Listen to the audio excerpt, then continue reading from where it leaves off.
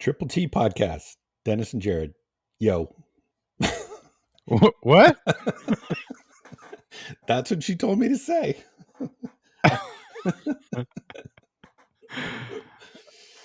Okay. What do you want to tell the listeners? I don't want to tell them anything. Triple T podcast. Denis and Jerid.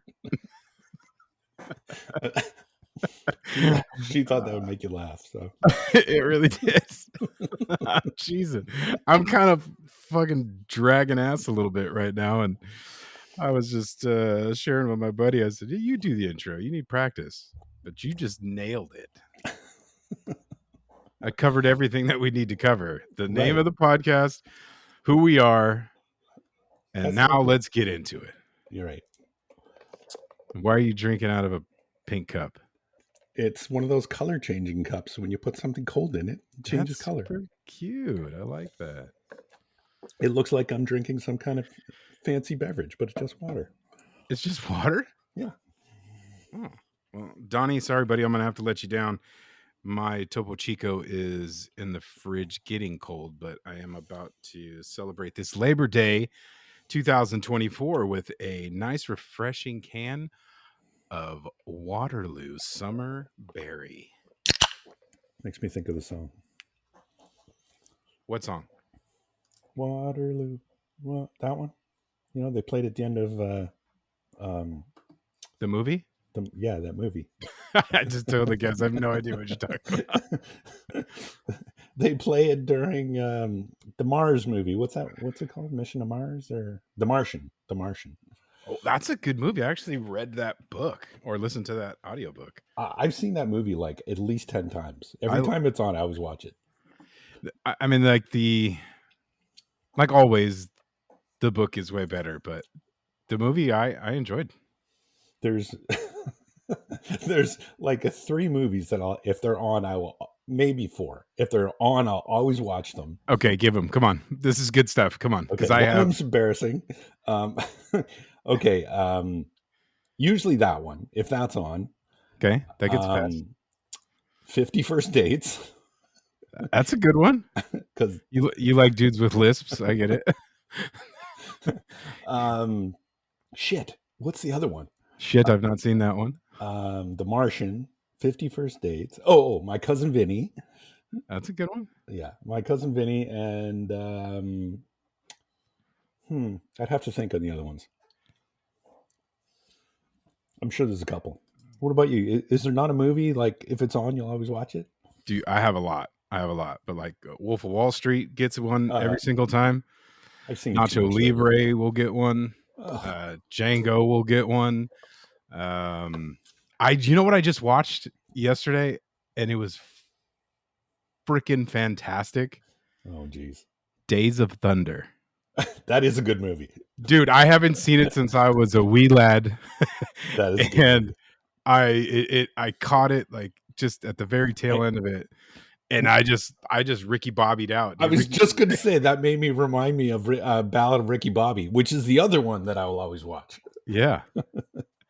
And it was I can't think of the dude, John Riley Riley. John C. R. Riley. Yeah, he's in that one too. That's right. He's in Days of Thunder. Yeah. Is he? He is. Oh. That's where he got his introduction into the world of shake and bake. Yeah, shake and bake. Perfect Storm is another one. If it's on, I'll usually watch it. And that's another John C. Riley movie. I've only seen that a couple times. Yeah. Well, only when they're catching fish, and then, then I usually turn it off. Yeah, Lynn and I what did she make me watch? The Last Kingdom, Uhtred of Uhtred of Uhtred of Uhtred from Uhtred Land. If you haven't seen it, you won't get that, but I have seen Netflix. It. I still don't get that. Uhtred of Uhtred. I'm Uhtred, son of Uhtred from Bibinbur. I don't get that. Yeah. Anyways, he's the character. His name's Uhtred, and he says it like every time he talks, it's like Uhtred and Uhtred and Uhtred and Uhtred. Maybe I'm thinking of a different movie. What did you call it? The Last Kingdom? The Last Kingdom, yeah. It's a series on Netflix. Oh, I'm thinking of the movie The Kingdom, which is a totally different movie. Yeah, no. That's a good one. I dig it. I've never seen it all the way through. I keep catching it when Lynn's like halfway through the series, so I might go back and try to watch it. And then we started watching The Sopranos again today. So That's what I should watch. That's such a yeah, great it's so series. good. It's so good. Yeah, I laughed. I finally got Kim to watch Breaking Bad. She doesn't like any kind of like, you know, movie. She doesn't like horror movies. She doesn't like movies with her like. If it's a bad movie, she doesn't know, like, you know, they do bad things. She doesn't like to watch it. But I finally got her to watch Breaking Bad. She loved it. Yeah, it's a good So I one. think she would like The Sopranos. That's a good one. But Good old Heisenberg. yeah. Yeah. Well, that was an intro. Welcome, ladies and gentlemen, to the Triple T podcast for knife makers. My name is Jerid from Echo Blades. And as always, I have my co-host, Denis Tyrell from Tyrell Knifeworks. And we're here to talk about a bunch of nothing. So strap in and here we go. How was your Labor Day 2024? I labored.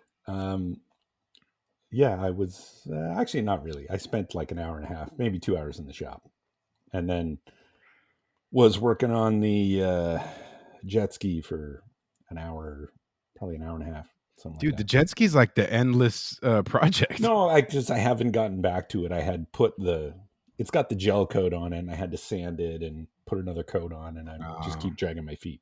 You're doing a Jerid. I get it. Yeah, You're on the I'm Jerid just project profiling timeline. right now. Yeah.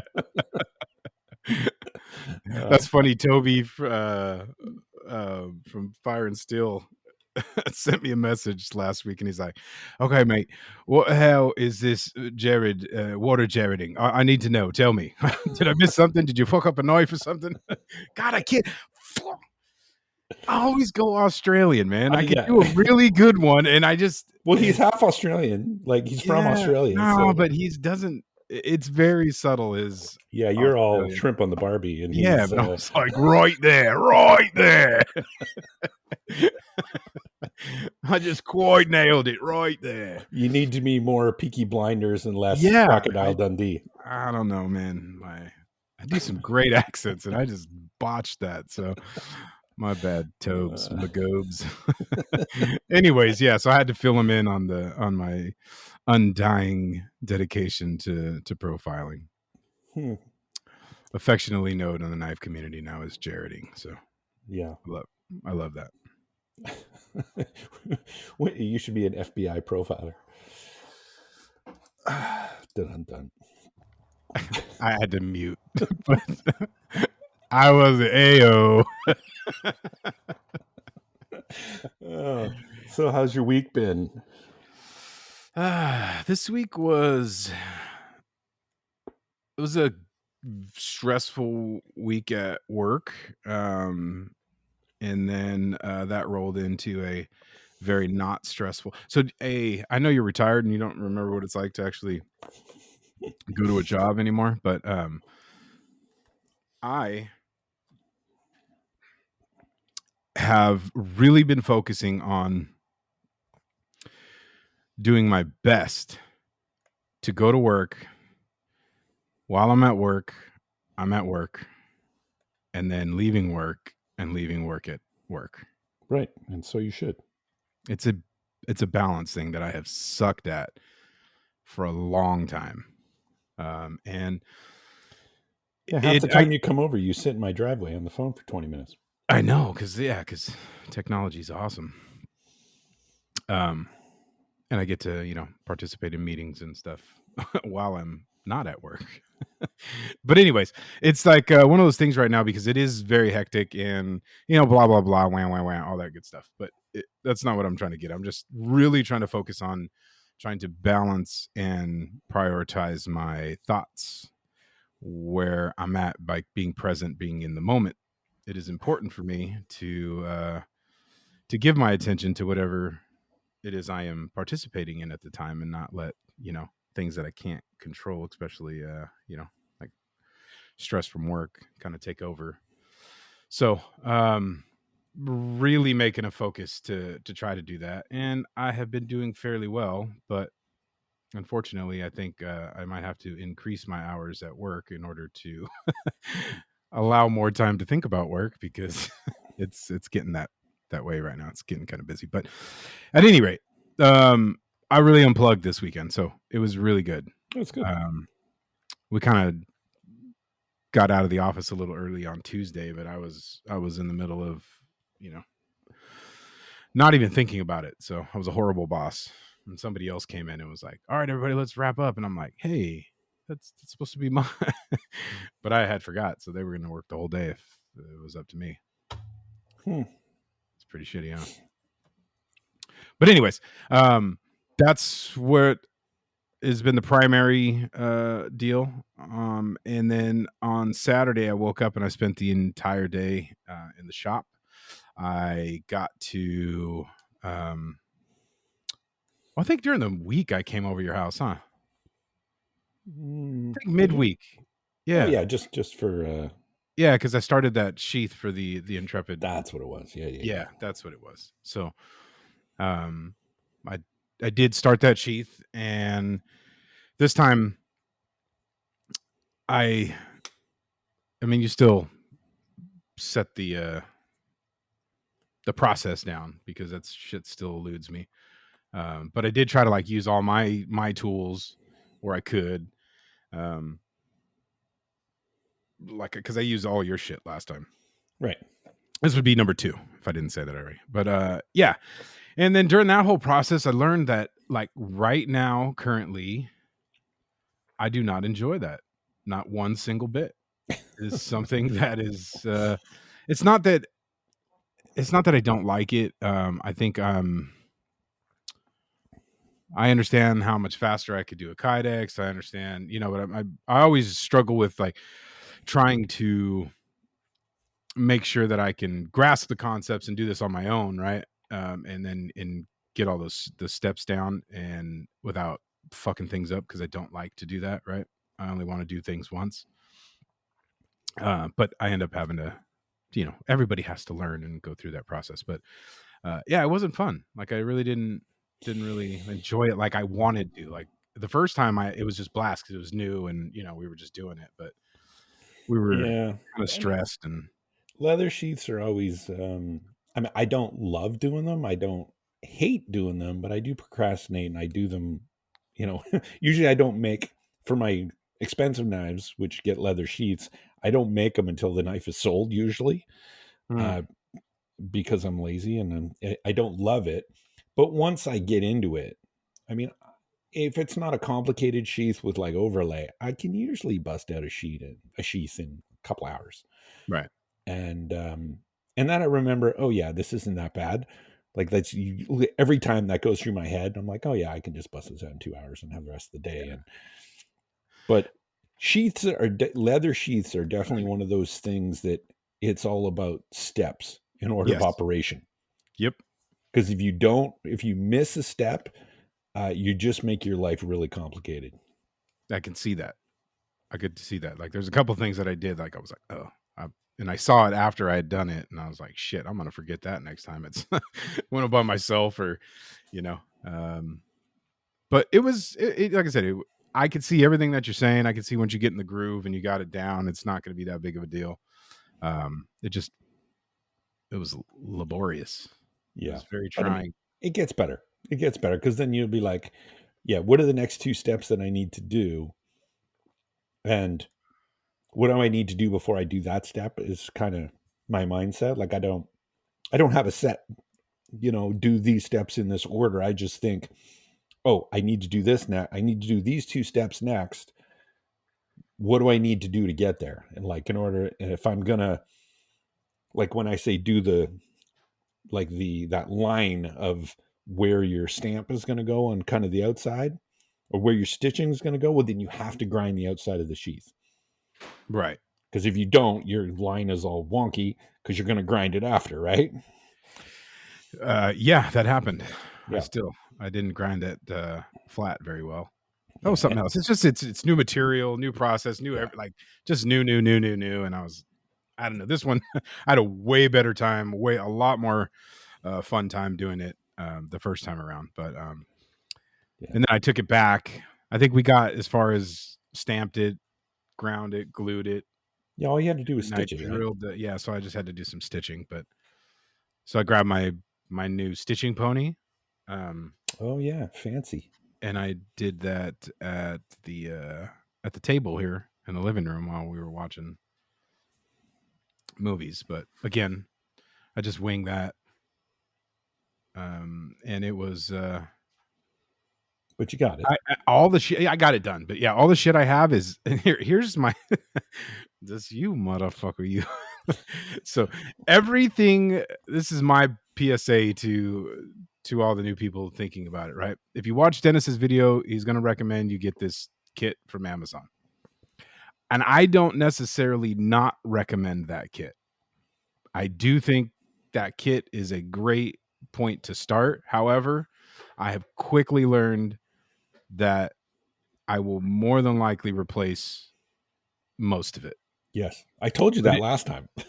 yes, and I didn't quite buy into it because there's just a doesn't have a certain, you know, some things that you need to kind of help yourself, you know, expedite the process, and the things that it does have, they're priced appropriately because it's not like it's a bank breaking starter kit. I think it's like $30 or something like that. Yeah.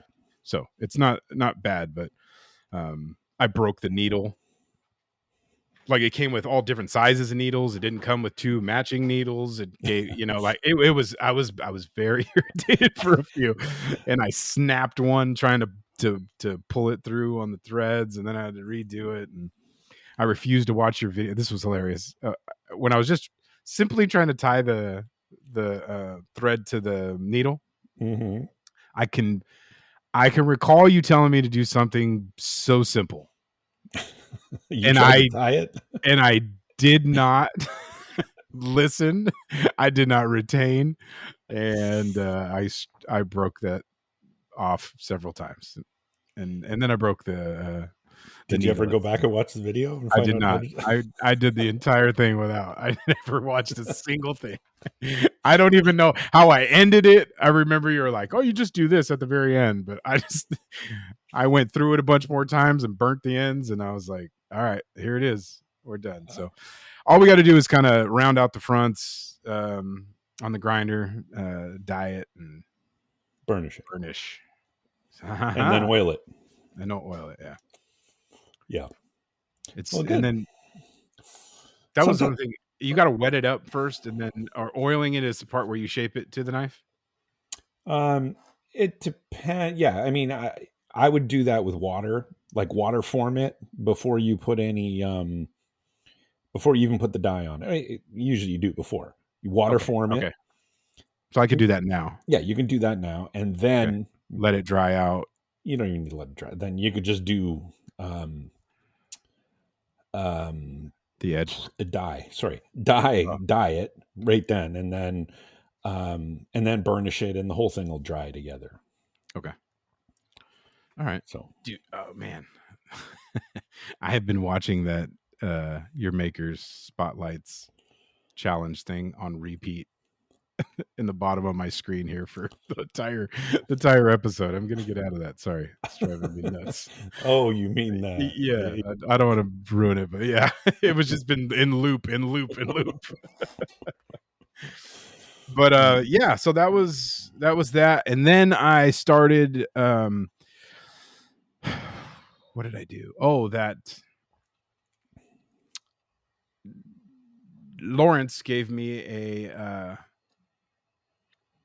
that yellow belt, the oh 36 grit, the razor the star. Norton, the Razor Star. Yeah. And it's just been sitting there. And so after watching Noah's video last week, um, I was like, fuck it, I'm gonna try it. So I learned a valuable lesson this week. Uh-oh. That belt for me is 100% a pre heat treat grinding belt.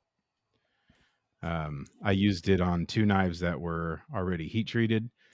It tore through them pretty damn easily, but that sucker gets hot, really, really, really hot. So I did a chef knife and made short work of that one. And then I have this Intrepid, like the full size Intrepid, that I made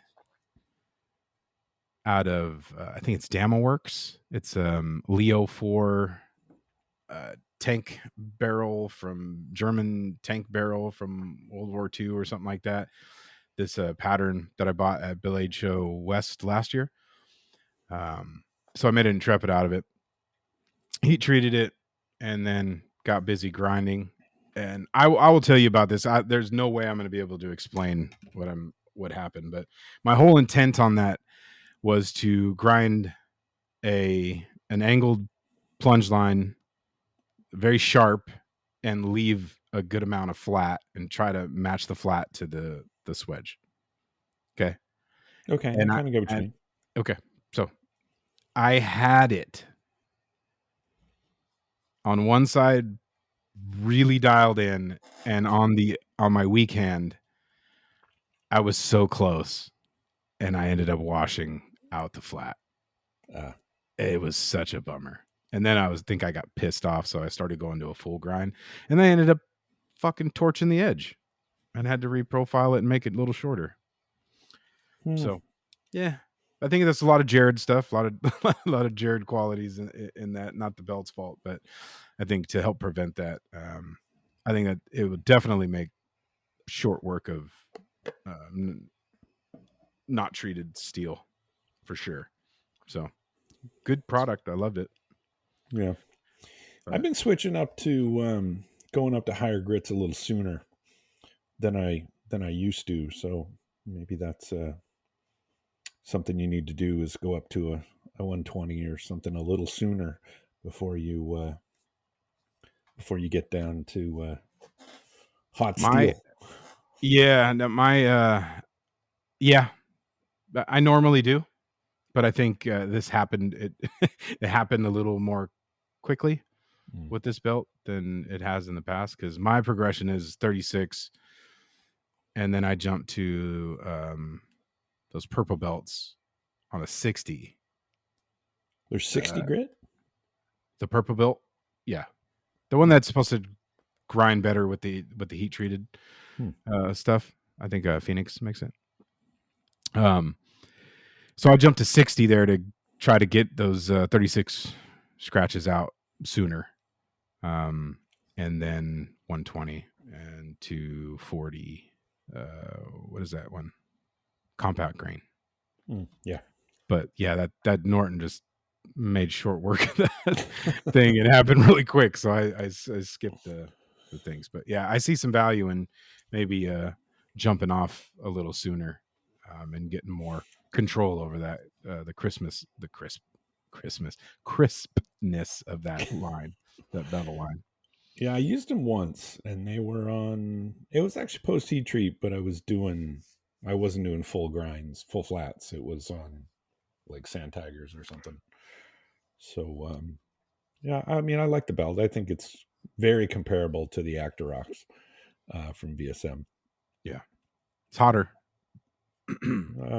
Honestly, I don't know. I've only used it once. I don't remember, but I remember thinking they were pretty interchangeable. I mean, it could be the combo of the carbide platen and the belt. I don't know. I'm just speculating Oh here, yeah, but you have. I forgot you got the carbide plant. yeah, Does it get hotter? it does get hot. Huh. It does get a little hot.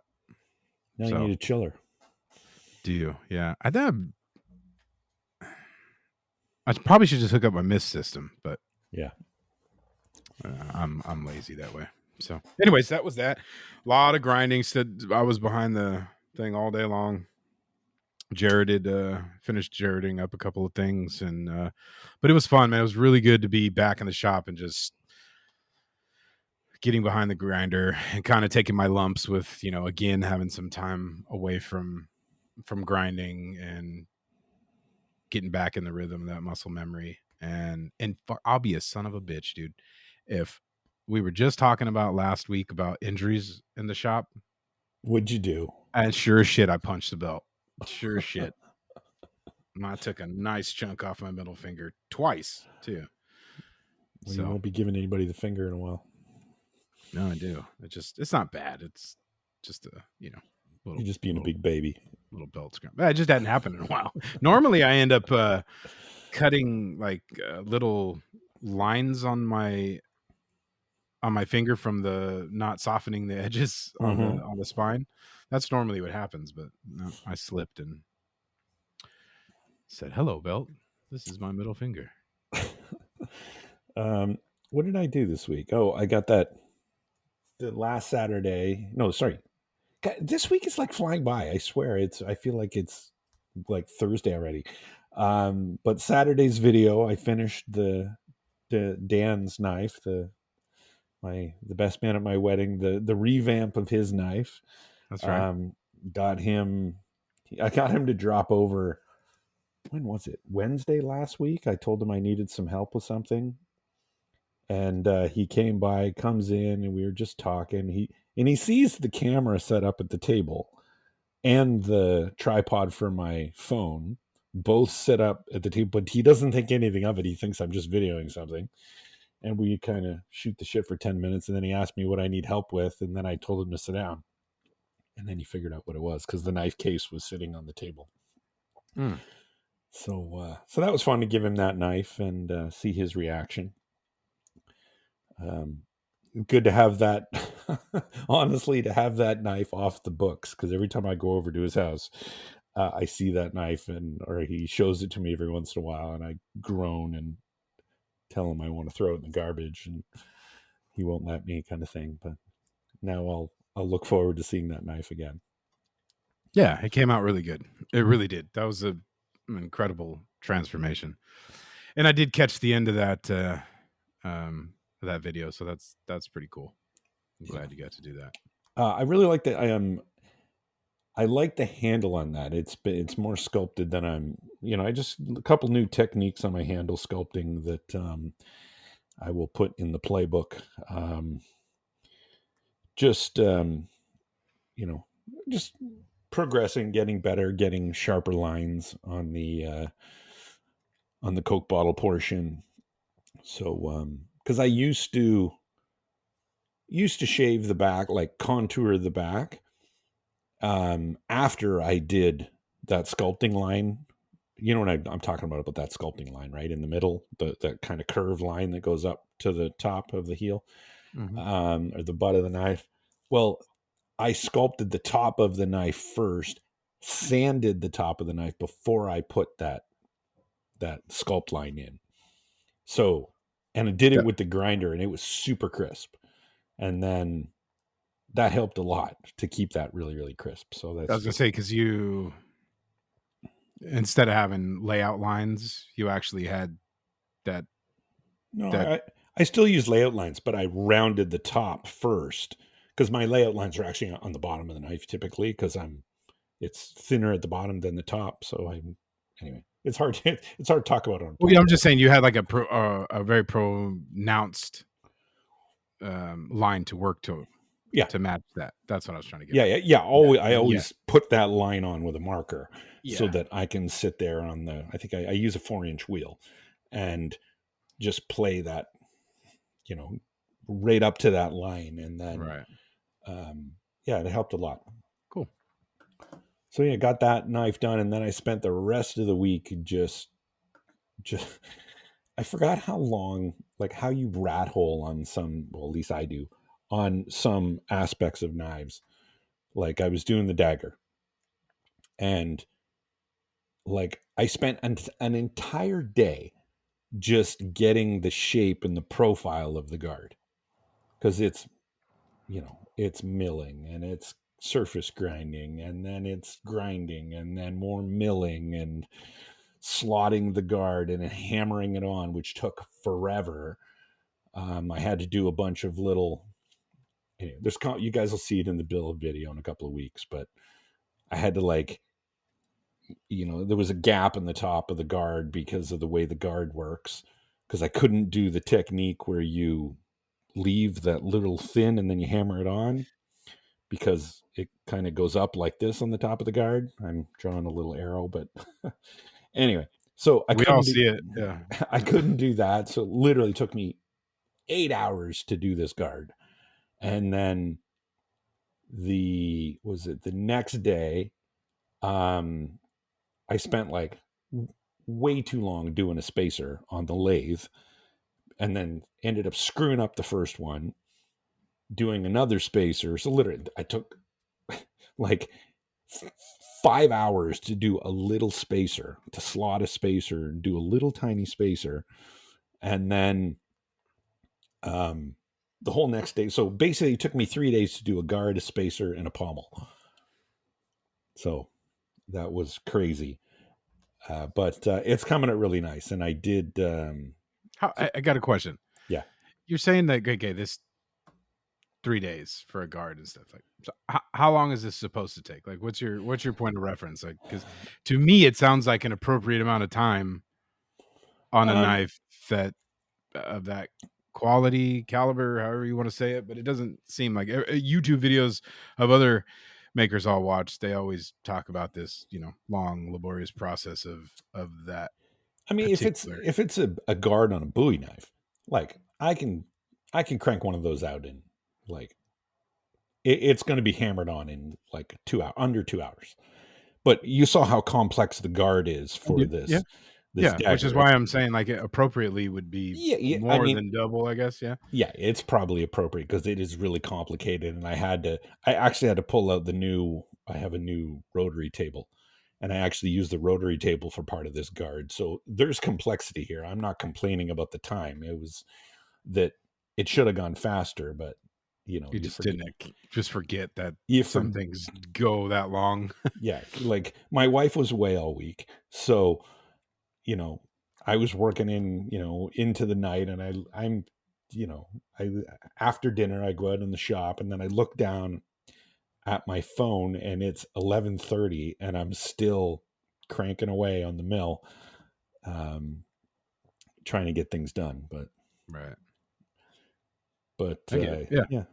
But I love. And sorry, and I forgot the handle. The handle was the other thing I did that day with the spacer, and the handle is a block of carbon fiber. So it's a block of carbon fiber that's been turned on the lathe. I've never turned carbon fiber before, How'd that so work? it Was it? made a fucking mess. Is what I it was gonna is. say, Like yeah. black powder over everything. It sounds Um, like it. yeah, I mean, it's not as bad as sanding it, but of course I had to sand it on the lathe, so it still was a mess. But it looks amazing, and it's only sanded to 220. It looks amazing already, and I haven't done any. It's going to get spiral fluted wire inlay on the handle. So it's just solid It, sanded at 220. yeah, but it looks really cool. It was like Uh, checkered or basket. it's a regular twill weave, whatever Well, you call it. Yeah. yeah. But because it's a basket weave pattern on the blade, right? Yeah. So yeah, I'm Nice. excited at how this dagger is going to come out. There's a little ball that screws into the very end of the pommel, so it's like a little sphere that's about a 1/4 inch across that screws into the very end of the pommel, and that little ball is pure silver. So I turned a pure silver ball on the lathe, so that anyway, it's a whole thing. That took me a whole day to do, to get that done yesterday. Hmm. Yesterday, yeah, yesterday. Um, like using the foundry, melting the silver, pouring it over the head of a bolt so that I could then form it on the lathe so that I could screw it into the back of the pommel. And of course, you got to tap the back of the pommel and blah, blah, blah. So, yeah, but I think Bob's it's your going to be uncle. cool. Yeah.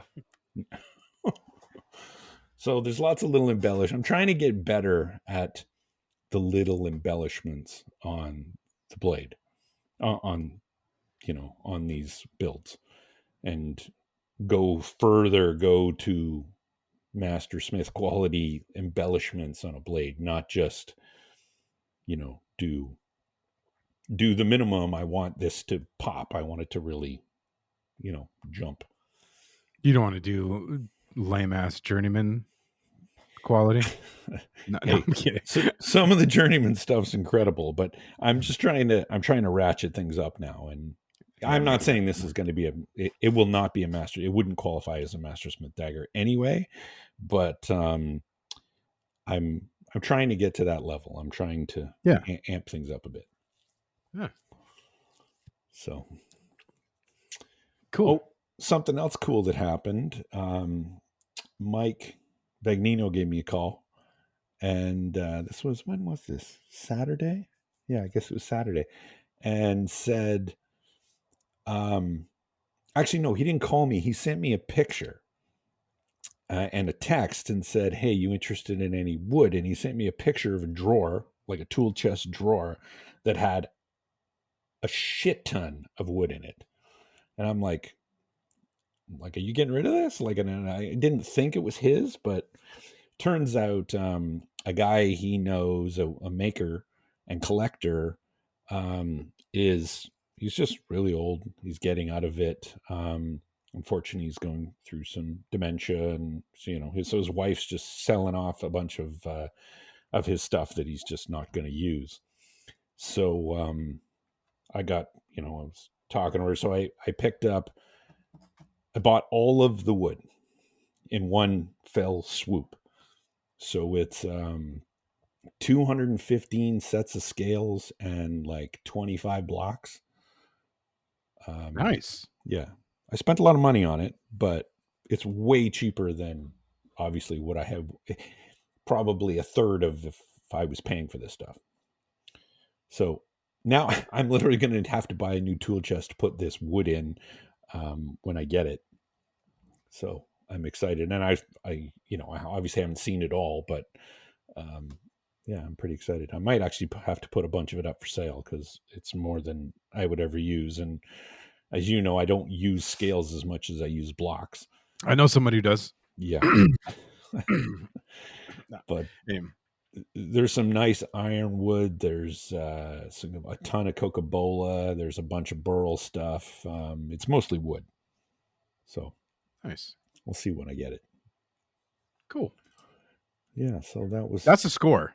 That's a it, fucking score. Don't let me just gloss over that without giving you some attaboys and yeah, awesomes there. That's a hell of a deal right there. yeah, Whatever the value was, but yeah. yeah. It was a good deal. Do It you was. ever think even okay, I have a question. So all you there's so many good jokes here. For all you wood connoisseurs. I personally think I have way more than I need currently, right? I know that you're not hurting in that department right now. Right. Now, will you not purchase look and Come on. stop now? I will admit I have a problem. Good. That's the first step, buddy. Now recovery is possible once you've admitted that. Because I was gonna say, if I came home with 215 blocks of wood, that would not stop anything I do when I go to Blade Show or I go out somewhere and I'm looking for something like, or It, Rob's Wildwood will pop up, or I'm, doing one of my favorite things to do, and that's to go visit Maritime Knife Supply and check out Lawrence and all of his amazing handle material from wood G10 to carbon fiber and everything else you need for knife making needs, from grinders, heat treating ovens, tools, hammers, you name it, he's got it. Steel, he'll pre-cut your steel for down to Damascus ready sizes to just take that right out of your time. You just the ultimate time saver. It's such a beautiful service that he does provide over at Maritime Knife Supply. Crazy fast shipping, and Lawrence is a stellar dude. So go check out Maritime Knife Supply and tell them the boys at Triple T sent you. yep. So now I'm going to be shopping for a new tool chest. I think I got to figure where I'm going to put it. I know where I'm going to put it, but Lawrence carry tool sheds. I think the Carry toolbox. shipping. I don't know that I want to pay the shipping all the way from Canada on a No, tool dude, chest. for a tool chest, a toolbox, whatever you damn Canadians. Marketplace all day. You find some crazy deals for stuff like that. Yeah, but I'm looking for a specific size because I know where it's. Where my steel rack is. I do. I hate that steel rack because it gets super dusty and everything's fucking disorganized. There's G10. I want to put take that wire rack out and put a tool chest there with drawers. But I want Yeah. it to fit there. Yeah. So I got to look at some specific sizes. But if I find one, I will check Marketplace. If I find one that's the right size, then I'll pick it up. It's good. I am stuff, not above getting a used tool chest. I'm totally fine with that. The only one that's not used that I have is the one that I bought when I first wanted to become a man and have a tool. A toolbox in my house. I spent way too much money on that thing, but I love it. It's really good. So that's cool, man. Awesome. Good for you. Yeah, I'm excited to get all that stuff. And actually, I actually enjoy reorganizing the shop. Like whenever, and it's always based on necessity, right? Like something happens, I buy a new tool, and then I got to figure out where to put it. And once I figure out where to put it in my little plan, then I get really excited because it usually involves buying shit and moving shit around. And like when I bought the big stand-up surface grinder and figured out where I was going to put it, then I'm like, oh, okay, and then we're going to build racks over here. What the hell was there before? What the hell was there before? Oh, my welder was there. No, wait, was it? I don't remember. I don't remember either. It just dawned on me. I thought I'd ask. I really don't remember. Yeah, I don't remember either. It was obviously really important. Whatever it was there. so important. Yeah. I don't think anything was there. Yeah, I don't know. I think my welders were there. And I had the oxy acetylene tank there, and like a ladder or something dumb. But yeah. Anyway, I'm looking forward to organizing that because I was over there looking for some G10, and I store my G10 with like my copper and all of that shit, and it's all dusty and grimy, and because it's kind of open, it's an open rack, so of course it gets crap all over it. And so yeah, I'm looking forward to a chest with drawers. Nice. And then that'll probably free up the drawer in my other tool chest that has my current wood in it, so I'll be able to put more tools over there. So there's logic here. Nice. So, spending shit on Sunday I went back out. I think my son's at the age you might be able to relate, but if he asks me to do anything with him, I just say yes now. Mm-hmm. Enjoy whatever all the time you can get with them. Whatever it is, right? Because he's just now, when he was like 12 to 14-ish, like he was really into his friends, and like we all are, right? Like, and he just one day I'm like, wow, this fool don't want nothing to do with dad, right? So anyways, he started golfing again. I've been talking about it, weekly now, but he's like, Dad, I want to golf this weekend. I'm like, yes, let's go. So we went out on Sunday, and had a good time. I still suck at golf. And then I was telling last week, I was talking about I went and got fitted for a new driver. So the last couple of rounds I've played, I've only used my 3-wood, and I hit that thing well. It's not probably out driving a lot of people with their driver, but it's still not my driver, right? And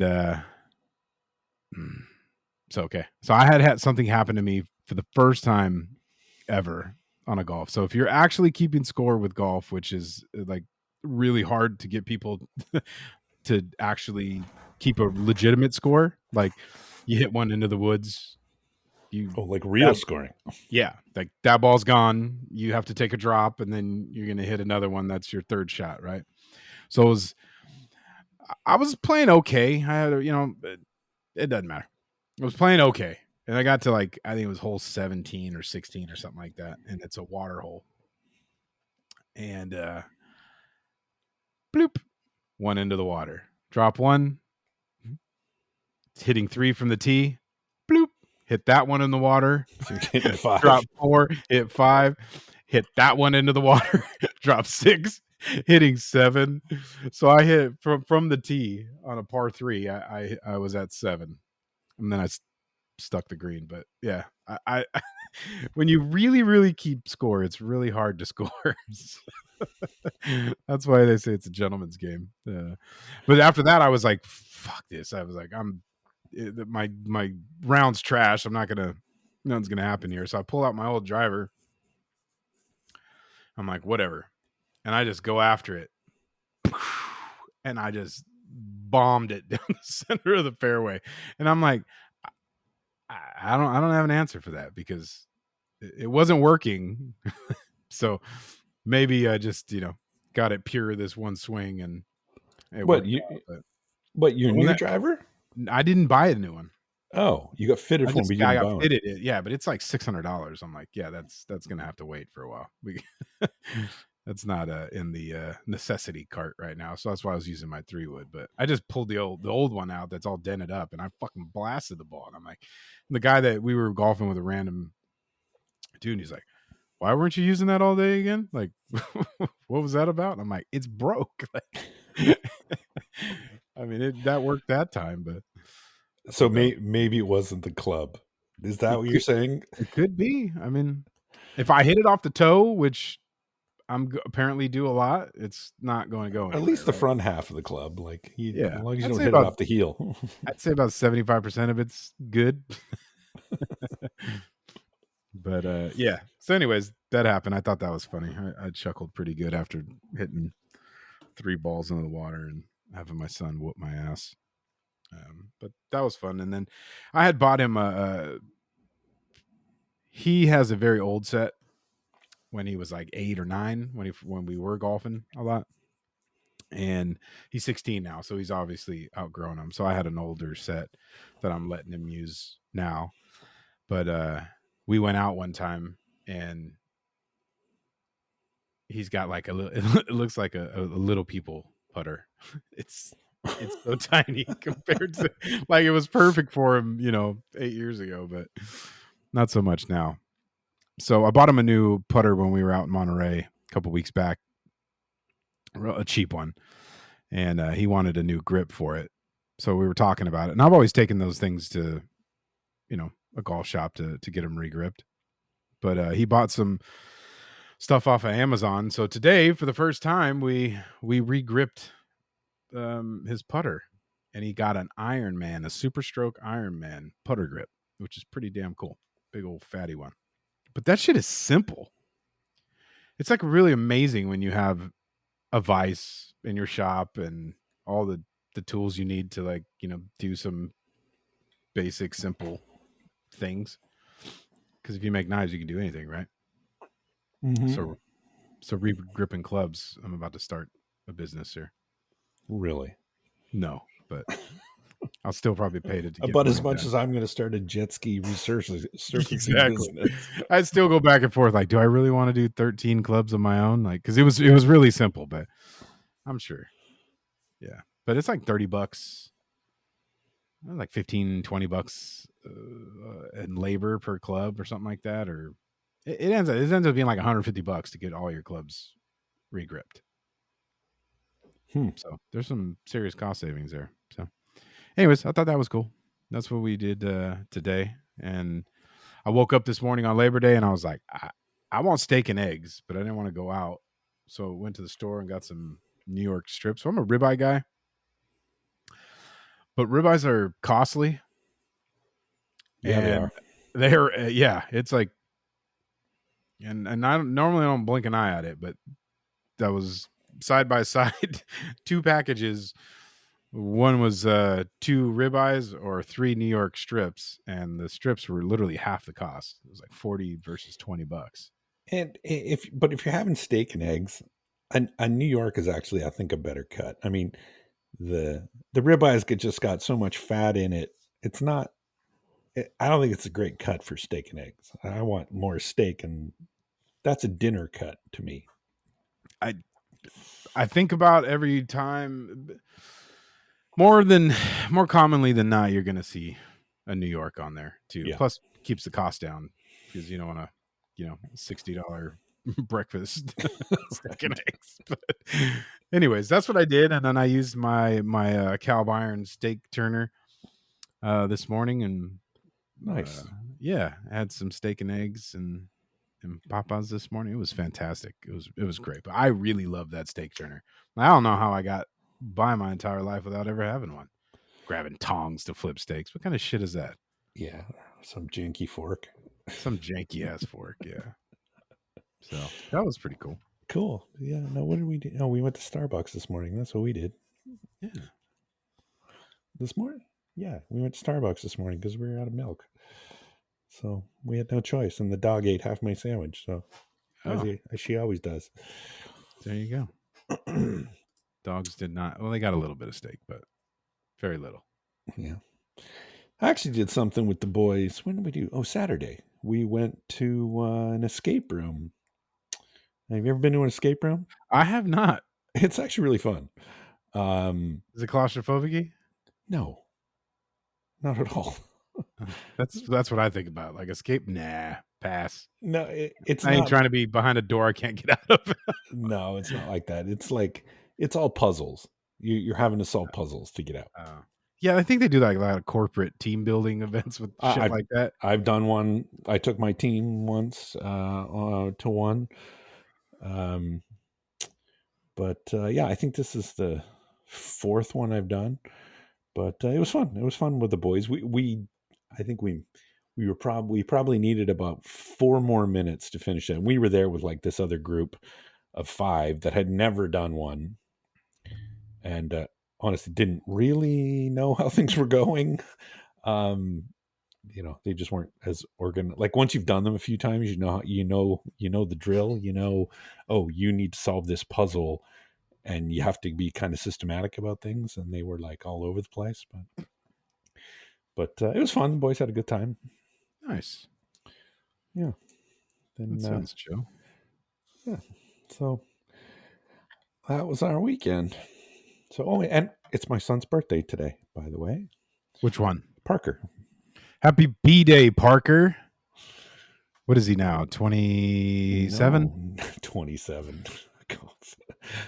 Parker's my youngest, and he's 19. Wow. Yeah. And Logan is the oldest. He will be 21 next month. 19 and 21. That's crazy. Yeah, I tried 28, 22, and 16. Yeah, you're old, man. I'm hella old. That's why I'm looking forward to going to Disneyland in a couple weeks or end of this month with my middle daughter. The week before we go to Maker's Camp, because again, if they're asking me to do something, it's just yes. What's your favorite part of Disney? I don't really not have a bad part. No. I mean, I'll get real. To me, honestly, the best part of Disneyland is walking down Main Street in the morning with my kids and then leaving, dragging them out of there or stuff. But that's a super, super emotional kind of connect thing. Reminds me of when I was a kid, when my dad took me, and I always have a really a good feeling about life and where I'm at when I did that with the kids. And they're all my kids are spaced out enough to where like each one of them would be on my shoulder at different trips, Mm-hmm. So that was cool. But I love the beignets. Oh, that's really my favorite part. My favorite dessert. Yeah, I'll always do my honorary pretend like I'm Cocaine Bear with the powdered sugar in the bag. Okay, we have a title for this episode. That's Jerid right. The Cocaine Bear. The Cocaine Bear. Every time I'm like, ah. Oh, French Quarter ain't got nothing on me, man. Have you been to New Orleans before? I have. Yeah. That is a place for young people. I was going to say, I was 19 and I drove across the country from California and I took a bunch of weed, just hit the road across the country. That was an event.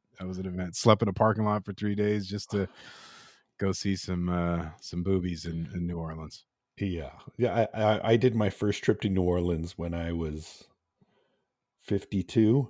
That is way too old to be going to New Orleans. Man, I have some great stories from there. No, sorry, was I 50? I might have been 50 or 49. It's been a while. Um, yeah, New Orleans is for the young. For sure. I would not fare Bourbon very well Street's a doing. shithole. I come from this shitty part of the country, and we went all the way over there without a hotel room, and trying to find a hotel room, and during Mardi Gras, we were there on Fat Tuesday.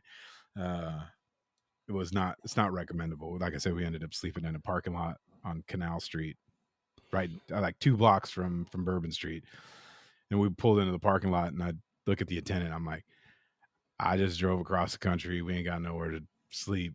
Like, can I just keep my car here? And he's like, dude, I don't give a fuck what you do. Just be here at 6 o'clock in the morning. Give me $20, and Bob's your uncle. You see how I did that? And that's what it was. And Bob, the parking attendant. for two nights, yeah, two. That's what Wow. we did. Limp back there by 6 o'clock to fall asleep. And don't get me wrong, New Orleans, the city is nice. It's Bourbon Street that is just disgusting. Like, Yeah, you can wander way. You could wander too far down Bourbon Street and find yourself an entirely different atmosphere. yeah, I promise. yeah. It's like bar, chicken place, Yeah, a place to buy hurricanes, bar. yeah. I was just gonna say, like, I got to experience no part of the actual New Orleans while I was there. I ate zero beignets. I didn't.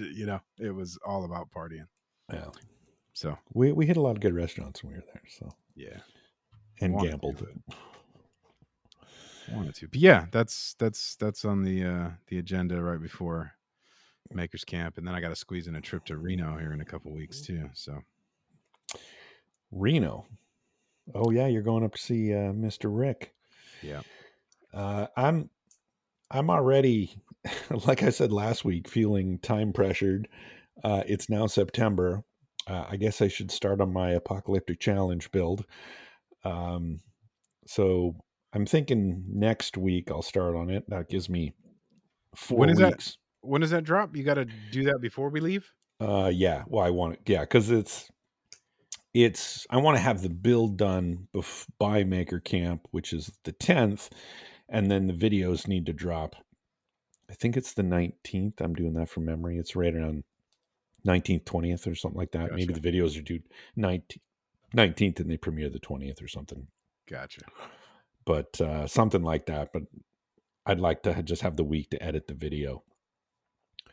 But yeah, because I'm not going to be doing it continuously. So once I get, I get the steel forged and it's in blade shape, and then I can just putter around on different things while I'm, between other projects in the shop. But yeah, I'm seeing some really good progress on the Facebook group from guys just getting busy with their builds. Totally different takes. The great thing about this challenge is more than any challenge so far, it's wide open. Like, you can make anything. Like, there's literally no parameters on this one because it's not like there's no theme. There's not like a Viking theme. Like, you can make an axe, you can make you know you can make a club, you can make a sword, you can make a javelin. Like, there's pretty much any weapon that you can make. A baseball bat with barbed wire around it. I I was mean, gonna say somebody better make a Negan bat. Somebody better make a Negan bat. yeah. So yeah, Lucille, that's the name of it. Yeah. but that kind of brings me. I'm going to jump right into Maker Spotlight, because the reason I picked this Maker Spotlight this week is because of his build for the Apocalyptic Challenge. And no, it's not going to sway me. I'm not the only judge voting, but I was really impressed. I thought it was really cool. So I'll jump in. My Maker Spotlight is M Bishop Blades. So M Bishop Blades, and that's Mark Bishop. He's actually placed before in previous challenges, but he's got 1,271 followers. But his most recent post is the most amazing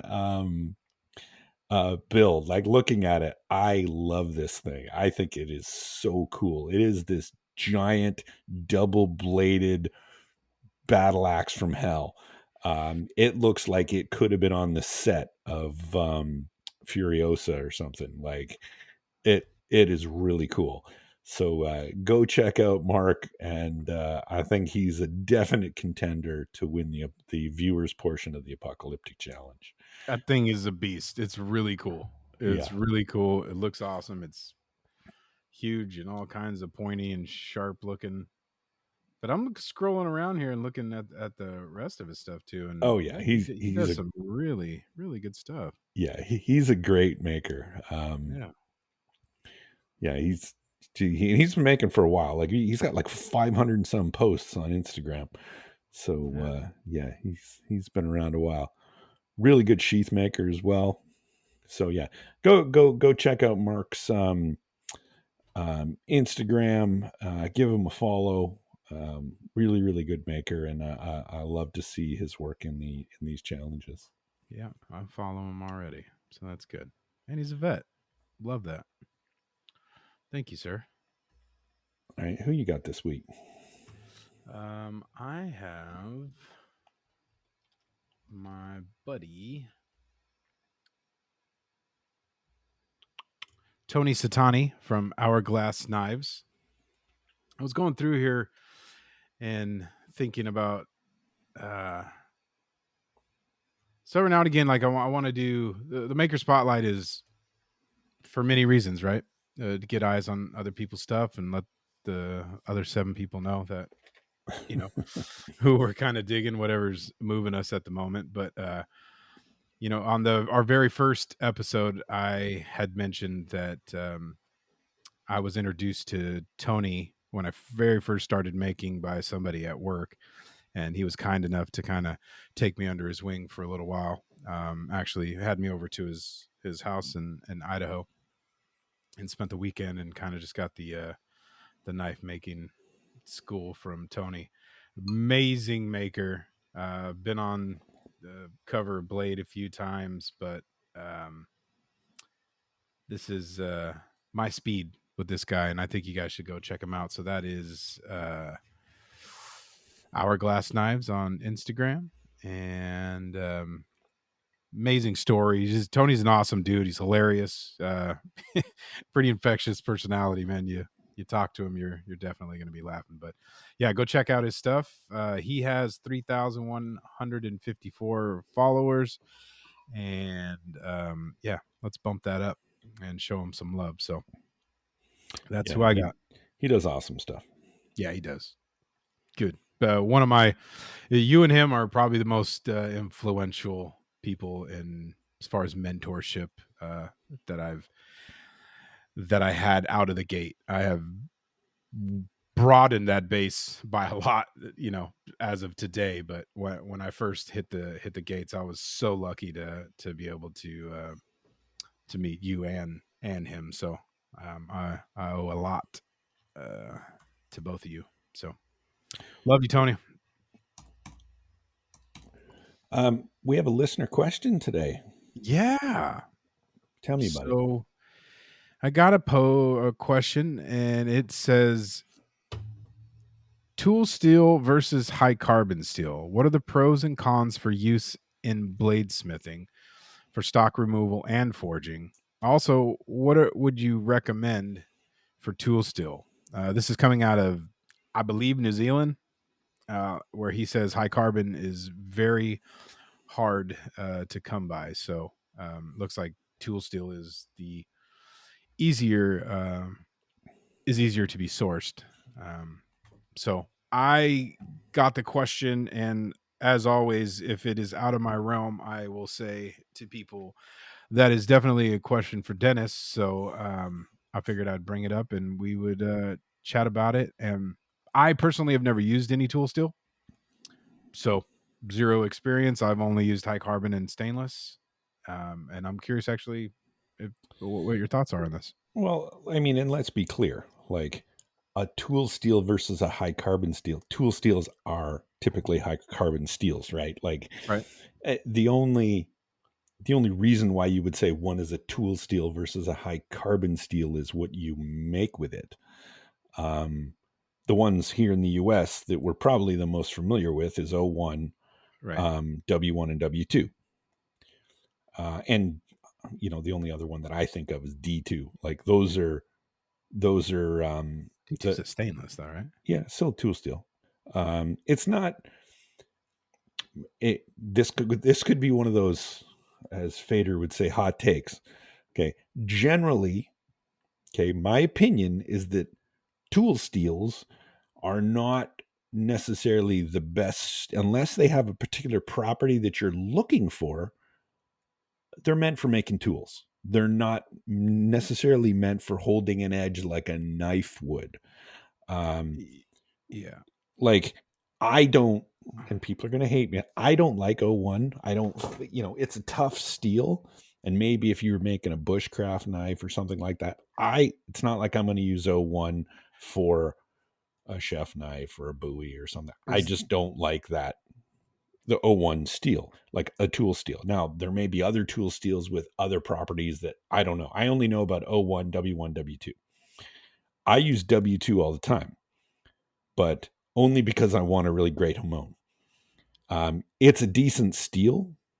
It's got some similar properties to 1095. Um, it's very fast quenching steel. It does hold a great edge. Is it the absolute best? Is it better than every other high carbon steel? No. But it does produce very nice Hamons because of its chemical properties. Would I? is there any sorry to cut you off. Is there any difference in like hardenability? Is No. like a tool steel doesn't necessarily need to be There's no 60 HRC, right? there's That's no all. that's right. There's no Okay. definition of this is a tool steel and this is a high carbon steel. So the properties don't lend its I mean, I think that's what like the super steels that we're working with MagnaCut and all that stuff. Those that The mixture or recipe lends itself to higher hardenability, right? higher And hardenability and edge retention. edge retention, right? Yeah, as opposed to Fine tuned, right? the tool steels, you want, you're not typically for tools like drill rods, and like you're not going for really thin edges where you need really high, like you're not going, brittleness is not as much of a factor. You're not sharpening it to a thin blade like a chef knife. You Mhm. don't hear O1 on a chef knife. Okay, Right. but a chisel is different, or something that has a really stout edge but you want it to retain that edge longer. That's where the tool steels come in, at least in my opinion. I'm not an expert. I don't use a lot of tool steels. The ones that I do use, like I said, W2 is probably the most common one that's used here in the US, and it's for Hamons. And yeah, it's great for, I use W2 on buoys all the time. um and people use it on chef knives all the time. So like Trey at Third Hill Customs, that's his steel. Like that's his go-to steel is W2. He can do excellent things with W2. Um, so I think you have to look at the properties of the steel, not necessarily the designation of tool steel versus high carbon. Um, every steel is going to be different. Some are going to be used for different things. So I don't know that it's a blanket term that I would, um, if someone showed me a steel and said, is this a tool steel or high carbon steel?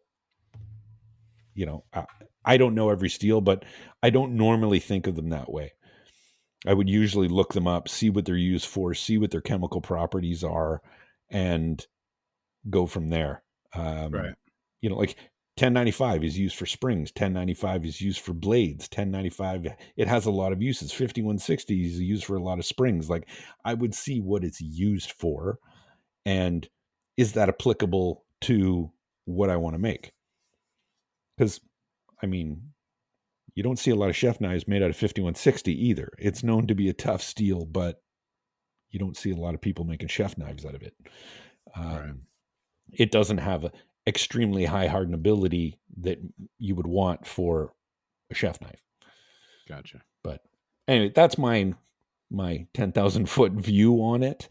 But as far as, I don't know exactly what he means about high carbon is very hard to get, but tool steel is not. It kind of depends what he means by that. Maybe there's some different designations in New Zealand that are tool steel, because there are some tool steels that are much lower carbon, like the an axle in a car.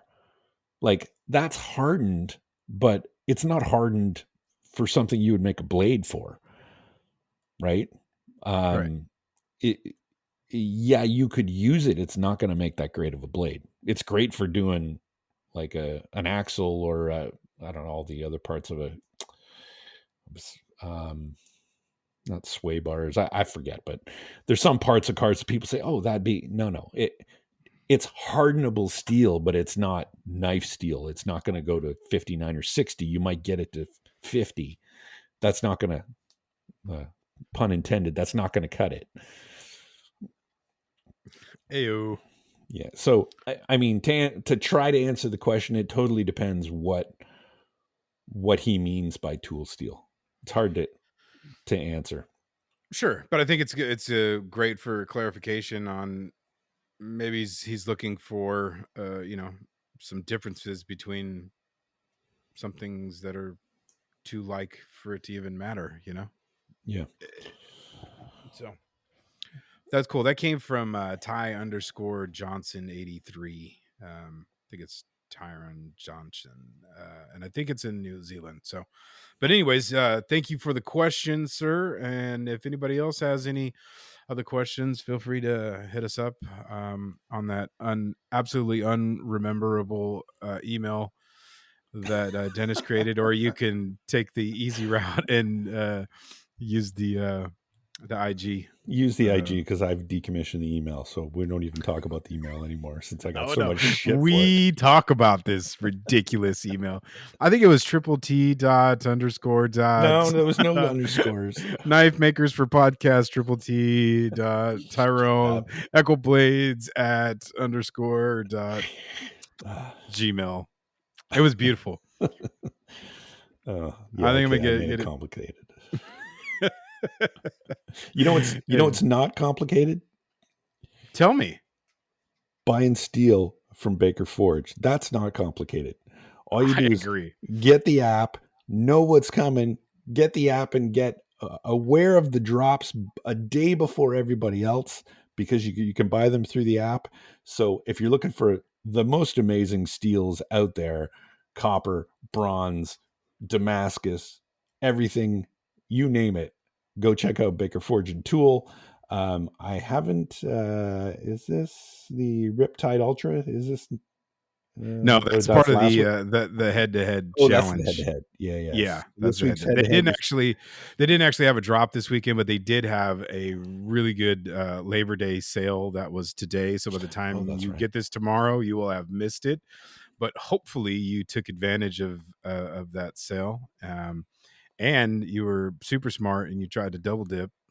I don't know if this is possible, but you can always use the discount code T10 for all your future purchases, for Gator Piss and all the other awesome stuff that they do have. But they this week up in their head-to-head challenges for all of their patterns is Riptide Ultra Ripple versus Coppermine Raindrop. This has been going on for a little while now. I'll try to catch us back up in the brackets, but this is up this week, so make sure you go get your vote in so we can see what pattern reigns supreme. Riptide Ultra. I don't know that one. So And he also did the Ask Me Anything dropped this weekend as well. So if you haven't checked that out, go check out the post. And I did read that you can ask more questions in the comments if you're curious for a particular item that wasn't brought up. And we also did hear that who's the funniest guy in the shop, and this came down to, I believe, Will and somebody named Bob. Sounds like we got a new baker team member named Bob. Is that your uncle? It's somebody's uncle. It's somebody's uncle. But yeah, from what I hear, we'll be meeting Bob here soon. But welcome to the team, man, and for sure, Baker Forge for all of your wonderful Damascus needs. Cool. Hey, we still got to get together and do that little forging project, maybe for Maker Camp. Yeah, I agree. Yeah, because we'll do maybe we'll do a little post about our two Basterds hammers and use them exclusively for that forging session. So Yep. if you want to get yourself the most amazing hammer, go check out Two Basterds Texas Smithy and Supplies. They got everything you need: fat peen, cross peen, straight peen, all the peens. Diagonal peens. Ain't it grand to have a fat peen in your hand? See, I Oh remember my this week. God, look at this. This is night. It only took 31 episodes. Hey. 31 episodes and he nailed it. The fat peen is on the scene. We about to get mean. You should be a rapper. That's right. Yeah. It'll have to not be this week though, because I'm sorry to report Summer's being a little bitch. I was just gonna say it's not letting go. No, I think we're back up to. I'm about up to 106. 106. Yep. God, one mountain range and it's like yep. desert. It's gonna be 100 plus tomorrow, 100 plus Tuesday, all the way through Thursday. I think is going to be the scorcher. So, well, I'm glad I don't have to forge anything, and I'm doing work on fittings for all this week. Yeah, it was nice this weekend. It wasn't that bad at all. No, I had the garage open and the all day Saturday, just working away. It was beautiful. I can't wait to get back to that all the time. Yeah, same. It's almost here. I think after this last, this should be the last one, but who knows? There was a time when we didn't have rain for like 5 years, so we'll see. Yeah, I'm gonna get those jet skis done just when it's too cold to put them in the water. Yeah.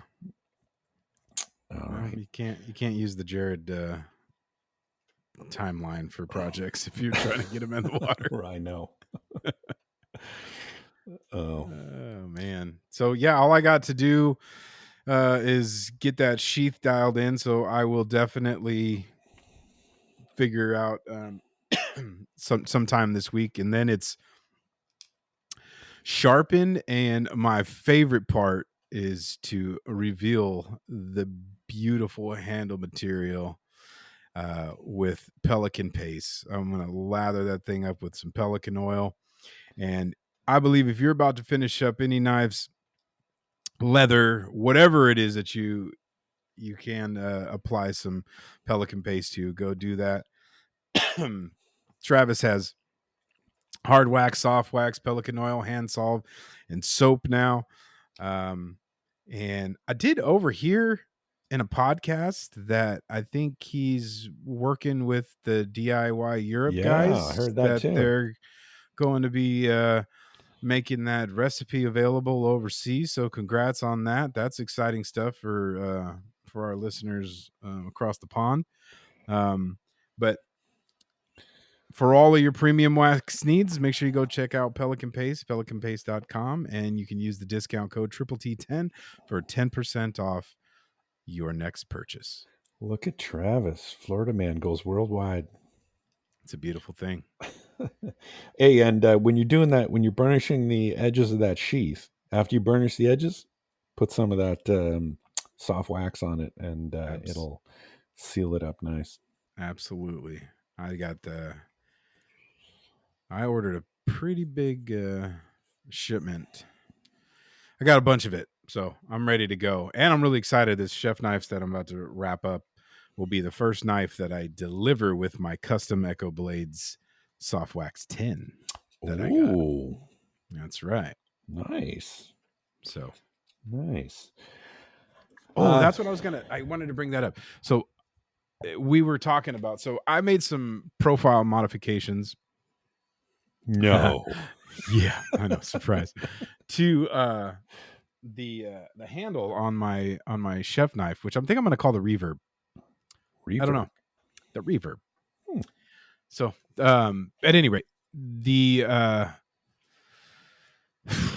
I had this weird. It's not weird, but I had what I liked on paper with this like flared out on the ass end of the handle, and I kept getting pretty regular feedback from makers, not so much end users, but makers, that this potentially has some uncomfortable aspects the to the grip when they have it when it's in the hand.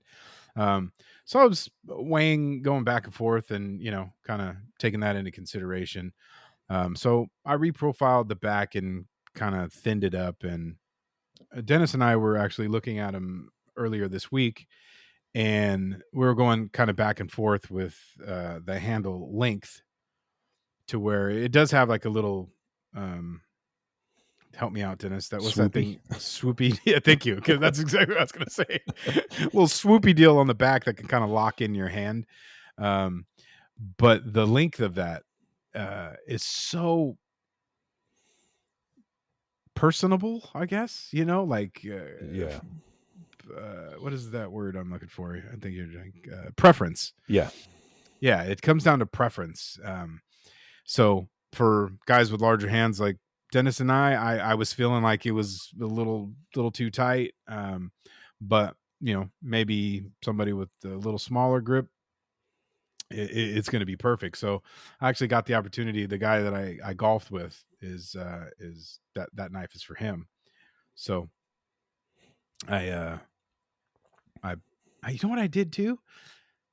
I'm solely sidetracking here, but I brought the knife to him and let him hold it, and he was just like, boop, and it locked right into his hand, like perfect.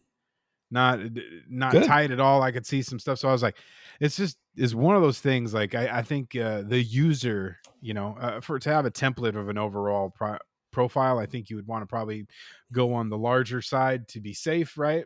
But since we are custom knife makers, that I am anyways. I haven't water Jerided a particular pattern yet, but so everyone that I'm making is profiled on the bandsaw or forged or however the hell I'm doing it. Um, but I got the bevels ground. I ground both sides to 220, and I have the edge at just about 10th thou right now. And I have because I was lazy. I have double time lazy. I didn't want to bust out the sharpening attachment, the perfect sharpening attachment. I didn't want to bust out the wicked edge. So I have a very simple Spyderco sharp maker, which is two stones that sit on a V like this. Okay, Um, and it's perfect for like just tuning up your knives, your pocket knives on everything, and get the edge that's already done up. So instead of probably doing one of the simpler functions, I just took that edge and I kind of ran through the progression there and put a very slight edge on it. And I took it to the kitchen and started chopping up some shit with it. Not even sharp, like it wasn't cutting hair or anything, but I started just checking the functionality of how it was cutting through meat and some vegetables, but like butter, dude. nice, Even without like an edge, I was so happy that it worked out that way. Um, nice. but I did put that in his hand, so I was just wanted to bring that up to you because we were going, like I probably will going forward make the handle just a tad longer, quarter inch, maybe not even much, but I thought it was interesting that it just fit right in there for him. So Yeah, it's totally depends on who's going to be holding it. Like, I think Noah and I have had this discussion, or we've chatted before about, you know, you put a knife into like your wife's hand or something like that, and they always want like the handle's too big or something like that. It's great to have the person you can fit together with the knife and put it in their hand, but I'm not sure how much of that you. Yeah, that does. I'm sure that doesn't happen often, I guess. Yeah. Yeah, that's good. Yeah, I get my shipment from Lawrence from Maritime tomorrow. What's today? Yeah, maybe tomorrow, Wednesday. So I'll be able to work on that new chef knife pattern profile and see if I like it. So, and then starting Nice. not this week, but next Thursday, not in 4 days, but um, next Thursday, I'll start the folder series. So looking forward to that. So stay tuned for that. If you want to learn how to make a liner lock folder multi-step video, then tune into Triple T, and you'll get to see all that. Nice. And I did want to say your triple T with the layered construction on Thursday was very cool. Good. I think it was right on time uh for me anyways, kind of on the heels of what we were just discussing a couple weeks back, but um that was a good one.